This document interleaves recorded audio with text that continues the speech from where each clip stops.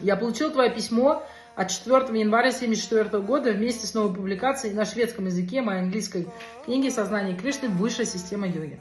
Конечно, я не могу читать на шведском, но просматривая эту книгу, я испытал бесконечное блаженство. В конце концов, это мой первоочередной долг – печатать книги о сознании Кришны. Кришна напечатана великолепно, и то, что вы распространяете ее по всей Швеции, является коронным успехом нашего движения. Мы покорим Европу нашими книгами. Я могу только снова и снова от всего сердца благодарить тебя за печать этих книг и молиться Кришне, чтобы он всячески благословил тебя на духовный рост. Ну вот здесь у нас есть, у кого-то была возможность печатать книги, переводить книги, у нас есть возможность их распространять. Вне зависимости от того, на каком этапе мы находимся в полном блаженстве от того, что мы можем этим заниматься. Поэтому преданным выберите какой-то процент от своего дохода за минусом расходов и инвестируйте в распространение книг. Это лучшее, что вы можете сделать.